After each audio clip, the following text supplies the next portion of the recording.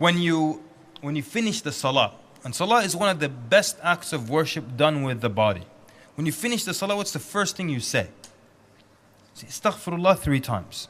Now astaghfirullah is something that you typically say after you do a bad deed. So why are we saying it after the greatest act of worship? Why are you now saying astaghfirullah after committing the greatest act of worship you can do with your body? So the wisdom behind that is to remind you and to say that, oh Allah, this salah that I just finished is not deserving of your greatness, is not deserving of your majesty. And I think we all realize that, yeah?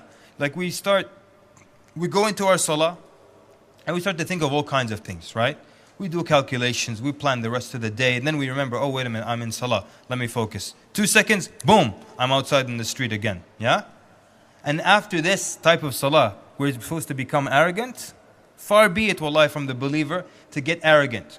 But sometimes it creeps into people's hearts. Yani, someone might pray Fajr in the masjid, and few people are out and about at the time of Fajr. So you're driving back or you're walking back home, and you see a non-Muslim waking up at that hour to walk their dog. So you think, now this is the difference between feeling good about something and feeling arrogant about something. Don't allow the shaitan to come to you and make you feel bad for feeling good. No. If you're a believing man or woman, it's natural to feel good after doing something good. Yeah? There's a starving family and you take some food to them and you see the look on the children's faces and the happiness because they were starving. Now, any good believing man or woman, as they're coming back home, they feel good about doing that. Yeah? I don't think anyone comes back like, that was disgusting. You see the look on those hungry kids' faces? Never doing this again. Feel good about yourself. There's a difference between, so it's natural, and don't allow the shaitan to tell you, you see, you feel good, that means it wasn't for the sake of Allah. No. You know, if you wake up 2 hours before Fajr and you pray 2 hours, some good qiyam, some long sujood, then you pray Fajr in the masjid, then you come home, then you do the adhkar, finish all the adhkar, then you come home, then you read some Quran, then you have some breakfast that has like eggs and meat in it. Yeah? It's a good day, right? You feel good about a day like this, then you go to work, you feel good? Yeah. So there's nothing wrong with feeling good. And there's a difference between feeling good after completing an act of worship and feeling arrogant. So you prayed Fajr and you're happy. Alhamdulillah, I prayed Fajr today. This should be a good day, bi'idhnillah. There's a difference between that and feeling arrogant. You come and you see a lady walking her dog when at a time when you were praying Fajr. You see, oh Allah, I was up worshipping you and she is up walking her dog. And I'm of the few that came to the masjid today, Ya Allah. Now you're getting arrogant. Now you're getting arrogant. So there's a difference between feeling good after completing a good deed and feeling arrogant. And so you finish your salah, you make istighfar because this salah that I just finished isn't deserving the greatness of Allah Azza wa Jal.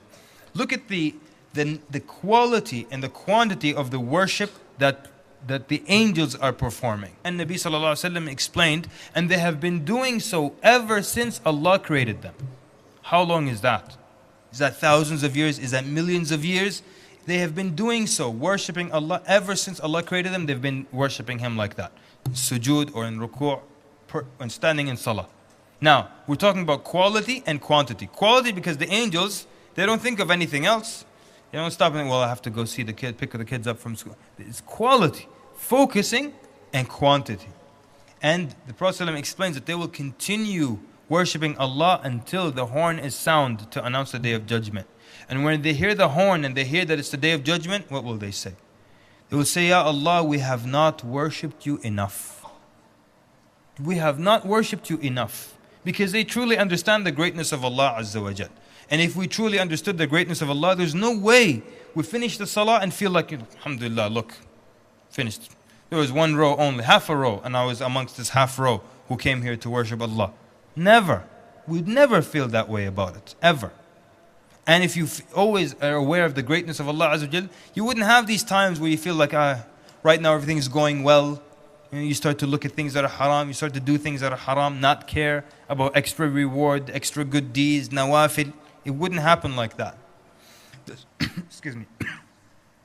The scholars say one of the characteristics of a servant or believing man or woman that is grateful to Allah subhanahu wa ta'ala is that when they recognize that every blessing comes to them from Allah Azza wa Jal. Every blessing comes to you from Allah Azza wa Jal. Even if a blessing comes to you from another human being, ultimately Allah facilitated for that human being or used them as a channel to get this blessing to you. So part of being grateful to Allah is to recognize that everything comes to you from Allah Azza wa Jal. Not from your hard work or how intelligent you are. These are some of the causes, but ultimately it goes back to Allah.